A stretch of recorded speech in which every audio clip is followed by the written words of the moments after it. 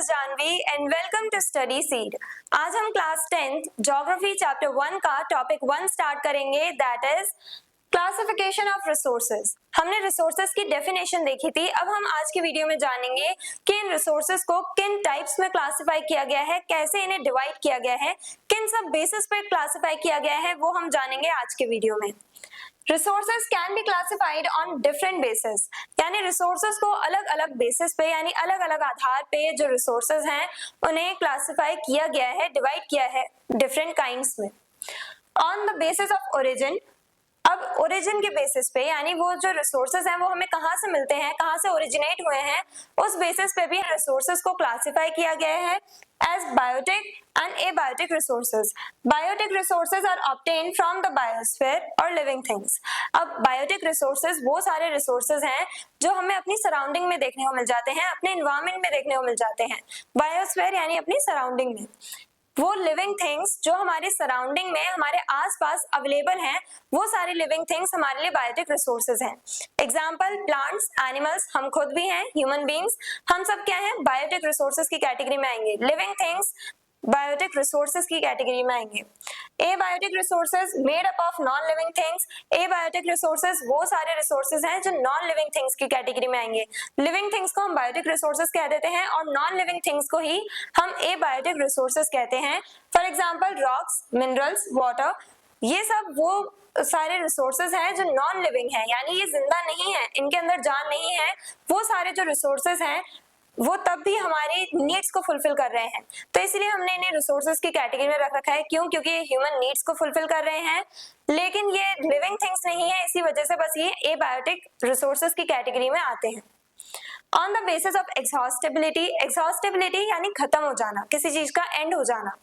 तो अब एग्जॉस्टिबिलिटी के बेसिस पे हमने क्लासिफाई किया है रिसोर्सेज को as renewable resources and non renewable resources. Renewable resources नाम से पता चल रहा है वो सारे रिसोर्सेज जो खुद को रीन्यू कर सकते हैं। कैन बी रिप्लेनिश्ड नेचुरली, यानी वो खुद को रीन्यू कर सकते हैं, एक टाइम के बाद वो खुद बनने लगते हैं। ये जो रिसोर्सेज हैं वो कभी खत्म नहीं होंगे, हमारे पास अबंडेंस अमाउंट में ये सारे रिसोर्सेज अवेलेबल हैं और वो नेचुरली ही खुद रीन्यू होते रहते हैं। एग्जाम्पल जैसे सोलर एनर्जी आ गई, जब तक सन है, जब तक सन खत्म नहीं होगा, जो सूरज है जब तक उसका अंत नहीं होगा तब तक ये सोलर एनर्जी खत्म नहीं होगी। सोलर पैनल्स का हम लोग यूज करते हैं, सोलर एनर्जी का यूज करते हैं। सोलर पैनल्स हम लोग जो यूज करते हैं, सोलर पैनल्स के ही थ्रू हम इस सोलर एनर्जी को कन्वर्ट करते हैं इलेक्ट्रिसिटी में। तो सोलर एनर्जी जो है उसका हम यूज करते हैं, अनलिमिटेड अमाउंट में हम यूज कर सकते हैं। क्यों? क्योंकि सोलर एनर्जी कभी खत्म नहीं होगी। साथ ही साथ विंड एनर्जी, विंड जो है, हवा जो है वो कभी खत्म नहीं होगी, तो विंड एनर्जी का हम यूज करते हैं। वाटर, वाटर जो है ये भी एक ऐसा रिसोर्स है जो रिन्यूएबल रिसोर्स की कैटेगरी में आएगा। क्यों? क्योंकि हम लोग देखते हैं वाटर वेपर के फॉर्म में जो वाटर है वो इवेपोरेट कर जाता है, फिर प्रेसिपिटेशन के फॉर्म में हमें दोबारा से वाटर मिलता है, दोबारा से प्रेसिपिटेशन की ही वजह से वाटर जो है वो दोबारा से अर्थ पे आता है। तो वाटर भी यानी जो पानी है वो भी रिन्यू होता रहता है, इसकी भी कमी नहीं होगी। बारिश होती रहती है, पानी हमें मिलता रहता है, तो इसकी वजह से जो वाटर है वो कभी खत्म नहीं होगा, रिन्यूएबल रिसोर्सेज है। लेकिन यहाँ पे एक वार्निंग भी है, जो यहाँ पे नोट हम लोग कह सकते हैं, एक नोट ये भी है कि ये जितने भी रिन्यूएबल रिसोर्सेज हैं अगर हम उनका सही से यूज ना करें तो काफी सारे ऐसे भी रिन्यूएबल रिसोर्सेज हैं जो खत्म हो सकते हैं हमेशा के लिए। फॉर एग्जांपल वाटर, अब इतना ज्यादा हमारे पास पानी अवेलेबल है लेकिन उसमें से पीने लायक हमारे पास है ही नहीं, 1% मुश्किल से हमारे पास पीने लायक पानी है। तो इतने सारे पानी का क्या फायदा, यानी इतना जो हमारे पास वाटर अवेलेबल है उसका कोई फायदा नहीं है। क्यों? क्योंकि हम लोगों ने ही इन सब रिसोर्सेज को खराब किया है, वाटर रिसोर्सेज जो है उन्हें हमने डिप्लीट कर दिया है। तो रिन्यूएबल रिसोर्सेज जो है वो भी खत्म हो सकते हैं, हो सकता है ये रिसोर्सेज हमारी नीड्स को फुलफिल ना कर पाए हमारी गलती की वजह से। तो हमें क्या करना है, लिमिटेड अमाउंट में, प्लान्ड वे में, सस्टेनेबल तरीके से इन रिसोर्सेज का यूज करना है।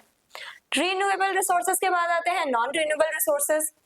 Get exhausted after use, non renewable resources वो सारे रिसोर्सेज जो रिन्यू नहीं हो सकते हैं, ये रिसोर्सेज खत्म हो जाएंगे एक टाइम के बाद, ये हमारे पास लिमिटेड अमाउंट में अवेलेबल है और अगर इन रिसोर्सेज का हमने बहुत ज्यादा ओवर एक्सप्लॉयटेशन कर लिया, बहुत ज्यादा ही यूज कर लिया, तो ये सारे रिसोर्सेज खत्म हो जाएंगे हमेशा के लिए। Take millions of years to form again, और ये जो रिसोर्सेज हैं इन्हें काफी हजारों लाखों साल लग जाते हैं दोबारा बनने के लिए। जैसे एग्जांपल में हम देखते हैं कोल, पेट्रोल, ये वो सारे रिसोर्सेज हैं जो लाखों साल ले लेते हैं दोबारा से अपने फॉर्मेशन के लिए। अब जो भी कोल हमारे पास अभी अवेलेबल है वो लिमिटेड अमाउंट में है, हमें बस उतना ही अमाउंट ऑफ कोल हमारे पास है, उतना ही अमाउंट ऑफ पेट्रोल हमारे पास है। जैसे हम देखते हैं पेट्रोल के प्राइसेस बढ़ रहे हैं, क्यों बढ़ रहे हैं? क्योंकि अब पेट्रोल उतने अमाउंट में हमारे पास नहीं है, पेट्रोल की कमी देखने को मिल रही है। और क्यों देखने को मिल रही है? क्योंकि हमने इस रिसोर्स को खत्म किया है। अब हमारे पास ये पेट्रोल सोलर एनर्जी की तरह अबंडेंस अमाउंट में नहीं है, ये पेट्रोल जो है वो लाखों साल ले लेगा दोबारा बनने के लिए। इसीलिए हम ऑल्टरनेटिव्स ढूंढ रहे हैं, हम इलेक्ट्रिक कार्स का यूज कर रहे हैं जिससे कि हम इस पेट्रोल को सेव कर सकें, पेट्रोल का यूज हमें उतना करने को ना मिले। हम लोगों को अब पेट्रोल हमारे पास अवेलेबल नहीं है तो हम लोग ऑल्टरनेटिव ढूंढ रहे हैं जिससे हम अपने जो नीड्स हैं उन्हें फुलफिल कर सकें। तो कोल, पेट्रोलियम, ये वो रिसोर्सेज हैं जो खत्म हो जाएंगे, लिमिटेड अमाउंट में है, अगर हम इनका सही से यूज नहीं करेंगे तो ये सारे रिसोर्सेज परमानेंटली खत्म हो जाएंगे। On the basis of ownership, अब ओनरशिप के बेसिस पे किस टाइप से क्लासिफाई किया गया है इन रिसोर्सेज को? पहले आते हैं individual resources own privately bye individuals, यानी ये एक इंडिविजुअल के पर्सनली ओन रिसोर्सेज होते हैं। वो सारे रिसोर्सेज जो हम अपने खुद के यूज के लिए खरीदते हैं वो सारे रिसोर्सेज आते हैं इंडिविजुअल रिसोर्सेज की कैटेगरी में। For example house, car etcetera. House जो है, घर जो है, कार है, जो विलेजेस की बात की जाए तो वहां पे जो खेत खरीदे जाते हैं, एग्रीकल्चरल लैंड जो है, वो सब हम अपने पर्सनल यूज के लिए खरीद रहे हैं, ना कि पूरी सोसाइटी के यूज के लिए। तो अब जब हम अपने यूज के लिए खरीद रहे हैं ये सारे गुड्स को, तो वो सारे रिसोर्सेज जो है वो आएंगे इंडिविजुअल रिसोर्सेज की कैटेगरी में। क्यों? क्योंकि उन्हें एक इंडिविजुअल खरीद रहा है, एक पर्सन खरीद रहा है अपने पर्सनल यूज के लिए। अब पूरी कम्युनिटी के यूज के लिए जिन रिसोर्सेज को रखा जाता है वो होते हैं कम्युनिटी ओन रिसोर्सेज, जो हर एक पर्सन के लिए अवेलेबल है, accessible to all members of a community. Community owned resources जो है ये कम्युनिटी के यानी सोसाइटी के हर एक मेंबर के लिए है, हर एक मेंबर इसे यूज कर सकता है, इन रिसोर्सेज को यूज कर सकता है। For example parks, playgrounds etcetera. Park में जाने से आपको कोई नहीं रोकेगा, सोसाइटी का हर एक इंसान जा सकता है, हर एक पर्सन पार्क में जा सकता है, प्लेग्राउंड्स में जा सकता है। ये कुछ ऐसे रिसोर्सेज हैं जिसे हमारी पूरी कम्युनिटी एक्सेस कर सकती है, यानी हमारी पूरी कम्युनिटी यूज कर सकती है जिन रिसोर्सेज को किसी एक पर्सनल यूज के लिए ना रखा गया हो, किसी एक सिंगल पर्सन ने ओन ना कर रखा हो, पूरी कम्युनिटी का अधिकार हो जिन रिसोर्सेज पे, वो सब कहलाए जाएंगे कम्युनिटी रिसोर्सेज। नेक्स्ट आता है नेशनल रिसोर्सेज। तो कम्युनिटी ओन्ड रिसोर्सेज के बाद आते हैं नेशनल रिसोर्सेज। नाम से पता चल रहा है नेशनल रिसोर्सेज यानी वो सारे रिसोर्सेज जो एक नेशन यानी एक नेशनल गवर्नमेंट के अंडर में आते हैं, यानी किसी एक कंट्री के जो रिसोर्सेज हैं, जो एक कंट्री के अंडर में जो रिसोर्सेज आते हैं वो कहलाए जाएंगे नेशनल रिसोर्सेज। तो national resources, the national government has control over them. वो सारे रिसोर्सेज जिनके ऊपर कंट्रोल किसका होता है? नेशनल गवर्नमेंट का। जैसे इंडिया की बात करें तो इंडिया में जो भी रिसोर्सेज हैं उन रिसोर्सेज पे किसका कंट्रोल है, किसका अधिकार है? हमारी गवर्नमेंट का, इंडियन गवर्नमेंट का। तो वो सारे रिसोर्सेज जो हमारी गवर्नमेंट के कंट्रोल के अंडर में आते हैं वो कहलाए जाएंगे नेशनल रिसोर्सेज, यानी हमारी इंडियन गवर्नमेंट के अंडर में वो सारे रिसोर्सेज आ रहे हैं। हमारे देश की बात की जा रही है, ओवरऑल पूरी कंट्री की बात हो रही है, तो उन रिसोर्सेज को नेशनल रिसोर्सेज कहा जाएगा। एग्जांपल रेलवेज, रोड्स, फॉरेस्ट, ये किसी ऐसे तो नहीं है किसी एक पर्सन के लिए हो, कोई एक पर्सन अपने पर्सनल यूज के लिए तो नहीं बनवाता, ये हम लोग अपने पर्सनल यूज के लिए तो रोड्स नहीं बनवाते, इंडिविजुअल्स नहीं बनवाते, किसी एक इंडिविजुअल की तो रोड नहीं होती है, रेलवेज नहीं होती हैं। तो उससे हमें क्या पता चलता है कि ये सारे काम जो गवर्नमेंट करवा रही है, वो सारे रिसोर्सेज जो गवर्नमेंट हमें देती है, हमारे यूज के लिए बनाती है, वो सारे रिसोर्सेज जिन पे गवर्नमेंट का अधिकार है वो कहलाए जाएंगे नेशनल रिसोर्सेज। देन आते हैं इंटरनेशनल रिसोर्सेज। अब ऐसे भी कुछ रिसोर्सेज होते हैं जो किसी एक देश के नहीं है, बल्कि उन रिसोर्सेज पे हर एक देश का यानी सभी कंट्रीज का इक्वली अधिकार है, इक्वल राइट है उन रिसोर्सेज पे। Found in the open ocean beyond 200 nautical miles of any countries exclusive economic zones और EEZ। तो इंटरनेशनल रिसोर्सेज स्पेशली यहाँ पे हमें ओशनिक बॉडीज में रिसोर्सेज देखने को मिलते हैं, वो सारे रिसोर्सेज आ जाएंगे यहाँ पे इंटरनेशनल रिसोर्सेज में। अब फॉर एग्जांपल जैसे कि हमारा इंडिया जो है, यहाँ से अगर हम साउथ इंडिया की बात करें तो ये जो हमारा कोस्टल एरिया है, तो यहाँ से 200 नॉटिकल माइल्स की जो दूरी है, ये मान लो 200 नॉटिकल माइल्स है। अब इतना जो एरिया आ रहा है, ये पूरा जो एरिया है वो हमारे नेचुरल रिसोर्सेज की कैटेगरी में आएगा, यानी यहाँ तक के जो ओशनिक रिसोर्सेज हैं वो हमारे देश के होंगे, यानी इंडिया के कहलाए जाएंगे। लेकिन अब यही जो 200 नॉटिकल माइल्स के बाद वाला जो ओशन है, ये जो हमारे 200 नॉटिकल माइल्स के जो आगे का जितना भी इतना बड़ा ओशन है, बाकी का जो पूरा ओशन है और उन ओशन में जितने भी रिसोर्सेज हैं, उस पूरे रिसोर्सेज पे, उन सारे रिसोर्सेज पे सिर्फ इंडिया का अधिकार नहीं है बल्कि हर एक देश का अधिकार है। यानी इंटरनेशनल रिसोर्सेज की कैटेगरी में वो सारे रिसोर्सेज आएंगे जो एक कंट्री की कोस्ट से 200 नॉटिकल माइल्स की दूरी पे होंगे। यानी एक देश का जो भी कोस्ट है, जो कोस्टल एरिया है, जो समुद्री तट है, वहां से जो 200 नॉटिकल माइल्स का एरिया है, उसके बाद जितने भी रिसोर्सेज होंगे वो इंटरनेशनल रिसोर्सेज की कैटेगरी में आएंगे, जिनका यूज पूरे वर्ल्ड में हर एक कंट्री कर सकती है। और इन इंटरनेशनल रिसोर्सेज को कौन रेगुलेट करता है, कौन मैनेज करता है? हमारी इंटरनेशनल ऑर्गेनाइजेशन, इंटरनेशनल बॉडीज, जैसे कि जो यूएनओ है यानी यूनाइटेड नेशन ऑर्गेनाइजेशन है, वो कंट्रोल करती है इन सब रिसोर्सेज पे। इंटरनेशनल बॉडीज का कंट्रोल होता है इन सब इंटरनेशनल रिसोर्सेज पे। Example, oceanic minerals beyond EEZ, यानी इतना जो पूरा एरिया है 200 नॉटिकल माइल्स तक का, वो EEZ एक्सक्लूसिव इकोनॉमिक जोन कहलाया जाता है। यानी इन सब रिसोर्सेज पर किसका अधिकार है? हमारे देश का। लेकिन इसके बाद जितने भी रिसोर्सेज है वो इंटरनेशनल रिसोर्सेज की कैटेगरी में आएंगे, जिसपे हर एक कंट्री का अधिकार है। Then on the basis of status of development, अब हमारा डेवलपमेंट किस टाइप से चल रहा है, हम रिसोर्सेज को किस टाइप से क्लासिफाई कर सकते हैं?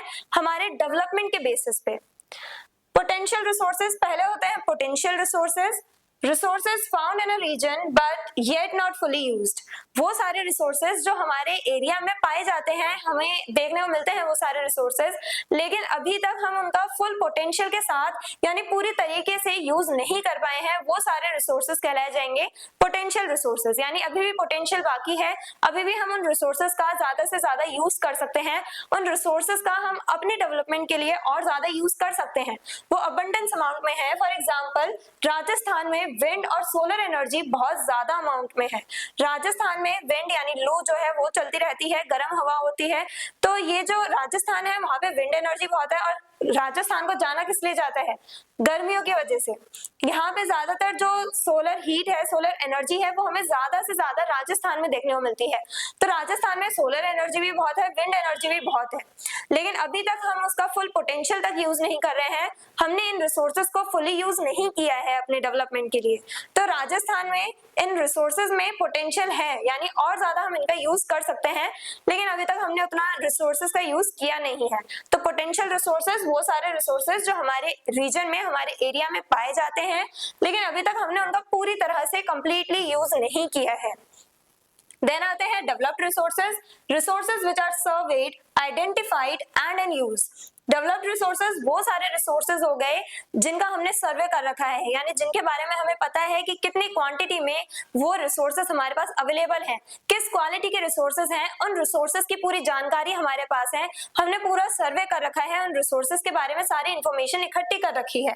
साथ ही साथ हमें पता है कि उन रिसोर्सेज को हम लोग कैसे पहचान सकते हैं, वो रिसोर्सेज को हम आइडेंटिफाई इजीली कर सकते हैं, वो रिसोर्सेज क्यों बाकी सारे दूसरे रिसोर्सेज, दूसरे मटेरियल से डिफरेंट है, इसके बारे में हम जानते हैं। हम जानते हैं उन रिसोर्सेज की क्वालिटी, क्वांटिटी क्या है, हम जानते हैं कि उन रिसोर्सेज का हम यूज कैसे कर सकते हैं, और हम उनका यूज कर भी रहे हैं अपने डेवलपमेंट के लिए। तो वो सारे रिसोर्सेज जिनके बारे में हमें फुल इंफॉर्मेशन है और जिनका यूज हम करते हैं अपने डेवलपमेंट के लिए, तो वो कहलाए जाएंगे डेवलप्ड रिसोर्सेज। देन आते हैं stock, resources available but not usable due to lack of technology. अब स्टॉक वो सारे रिसोर्सेज हैं, जैसे हमने ये सब देखा है, काफी जगह सुना है कि इंडिया में काफी सारी कि इंडिया की अर्थ पे काफी सारी ऐसी चीजें हैं, काफी सारे ऐसे जो क्रिएचर्स हैं वो अभी भी एक्सप्लोर करने बाकी हैं, काफी सारे ऐसे मटेरियल्स हैं, रॉ मटेरियल्स, काफी सारे ऐसे रिसोर्सेज हैं जिनके बारे में हमें पता ही नहीं है। जैसे ओशन की बात की जाए तो ओशन में ऐसा काफी सारे हमारे पास बायोटिक रिसोर्सेज की बात कर रहे हैं, तो ओशन में ऐसा काफी हमारे क्रिएचर्स हैं जिनके बारे में अभी हमें पता ही नहीं चला है। वैसे ही पूरे अर्थ में हमारे लैंड के रिसोर्सेज की बात करो या वाटर रिसोर्सेज की बात करो, काफी सारे ऐसे रिसोर्सेज हैं जिनके बारे में हमें अभी तक पता ही नहीं है। तो हमारे पास रिसोर्सेज बहुत ज्यादा है, लेकिन अभी तक हमें पता नहीं है उन रिसोर्सेज के बारे में, या फिर हमारे पास उस लेवल की टेक्नोलॉजी नहीं है, उस लेवल की मशीन्स नहीं है कि हम ये सारे रिसोर्सेज का यूज कर सकें, इन रिसोर्सेज को एक्सट्रैक्ट कर सकें। तो वो सारे रिसोर्सेज जो अवेलेबल तो बहुत हैं, काफी ज्यादा अमाउंट में हमारे पास हैं, लेकिन हमारे पास टेक्नोलॉजी नहीं है उस लेवल की, उन रिसोर्सेज को यूज करने के लिए हमारे पास काफी ज्यादा एडवांस टेक्नोलॉजी नहीं है, तो वो सारे रिसोर्सेज का हम यूज नहीं कर पा रहे हैं और उन्हीं रिसोर्सेज को हम स्टॉक की कैटेगरी में रखते हैं। देन आते हैं रिजर्व्स। रिजर्व्स ये वो रिसोर्सेज हैं जो एक तरह से स्टॉक का ही एक पार्ट है, part of stock that can be used with existing technology.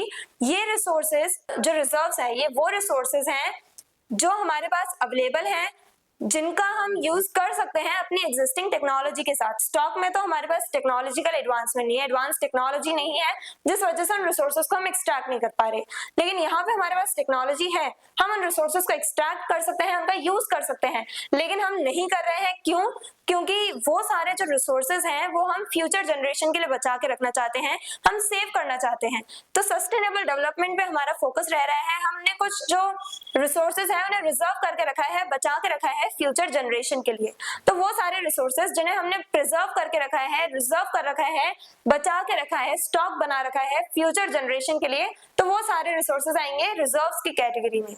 तो हमने आज के इस टॉपिक में जाना कि हम लोग रिसोर्सेज को डिफरेंट टाइप्स में क्लासिफाई कर सकते हैं, डिफरेंट टाइप्स के बेसिस पे हम क्लासिफाई कर सकते हैं। हमने देखा on the basis of origin हम क्लासिफाई कर सकते हैं रिसोर्सेज को as biotic and abiotic, then on the basis of exhaustibility उसके बेसिस पे हम रिन्यूएबल, और on the basis of ownership यानी अब हम ओनरशिप के बेसिस पे भी रिसोर्सेज को क्लासिफाई कर सकते हैं। इंडिविजुअल रिसोर्सेज वो सारे रिसोर्सेज जो एक इंडिविजुअल ओन करता है, कम्युनिटी ओन्ड रिसोर्सेज वो सारे रिसोर्सेज जो हर एक पर्सन के यूज के लिए है, नेशनल रिसोर्सेज जो एक नेशन के हैं, इंटरनेशनल रिसोर्सेज जो पूरे वर्ल्ड के हैं, पूरे अर्थ के हैं, जो मेनली 200 नॉटिकल माइल्स के बाद का जो एरिया है, इसके बाद का जो एरिया है वहां पे जितने भी रिसोर्सेज पाए जाते हैं वो होते हैं इंटरनेशनल रिसोर्सेज, जिन्हें मैनेज करते हैं इंटरनेशनल बॉडीज। देन हमने देखा on the basis of status of development, जिसमें हमें पोटेंशियल, डेवलप्ड, स्टॉक और रिजर्व्स ये रिसोर्सेज हमें देखने को मिलते हैं। आज की वीडियो में हमने जाना कि कैसे हम रिसोर्सेज को क्लासिफाई कर सकते हैं। इन डिटेल हमने इन रिसोर्सेज के बारे में जाना, समझा। I hope everything is clear. और अगर आपको इस चैप्टर के डिटेल नोट्स चाहिए तो हमारी वेबसाइट studyseed.net पर विजिट करें, लिंक डिस्क्रिप्शन बॉक्स में दिया गया है। मिलते हैं नेक्स्ट वीडियो में नेक्स्ट टॉपिक के साथ। Stay curious, stay consistent. Thank you very much.